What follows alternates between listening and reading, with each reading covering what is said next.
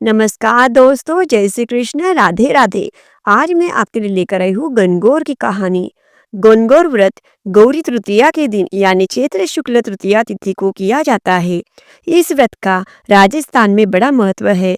कहते हैं इसी व्रत के दिन देवी पार्वती ने अपनी उंगली से रक्त निकालकर महिलाओं को सुहाग बांटा था। इसीलिए महिलाएं इस दिन श्रद्धा भाव से गणगौर की पूजा करती है तथा कहानी सुनती है। गणगौर की पौराणिक कथा कुछ इस प्रकार है। राजा ने बोई जो चना, माली ने बोई दूब। गणगौर के दिन आए, राजा का जो चना बढ़ता जाए और माली की दूब घटती जाए। एक दिन माली के बेटे ने सोचा, राजा के जो चने कैसे बढ़ रहे हैं जबकि मेरी दूब तो घट रही है।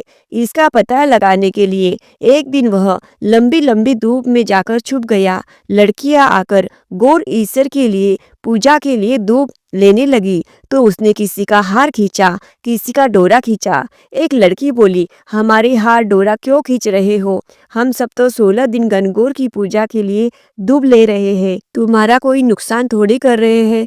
फिर 16वें दिन पूजा पाठ भी तो देकर जाएंगे। 16 दिन पूरा होते ही दूब ले जाने वाली सभी लड़कियां माली के घर पूजा पा लेकर आई। मालिन से पूछा, माँ यह पूजा पा कहाँ रखूं? मालिन ने कहा, बेटा ओबरी में रख दो। लड़कियां पूजा पा ओबरी में रखकर वहां से चली गई। बाहर से माली का बेटा आया, बोला, माँ लड़कियां आई थी क्या? माँ बोली, बेटा वे पूजा पा लेकर आई थी, ओबरी में रखा हुआ है, जाकर ले लो। बेटे ने ओबरी को खोलने के लिए एक लात मारी, फिर दूसरी लात मारी, पर वह नहीं खुली। माँ से कहा, माँ ओबरी तो नहीं खुल रही है। माँ बोली, ओबरी नहीं खोल सकता? काल को पराई लाई हुई पत्नी को कैसे निभा पाएगा? बेटे ने कहा, माँ पराई लाई हुई को तो निभा लूंगा, लेकिन ओबरी नहीं खुल रही है। माँ ने गौर ईश्वर का नाम लेकर नाखून में से मेहंदी निकाली, आंख में से काजल, सिर से रोली लेकर छोटी उंगली से छिटा दिया। फट से ओबरी खुल गई। खुलते ही देखी तो पूजापा की जगह हीरा, मानक, मोती चमक रहे हैं।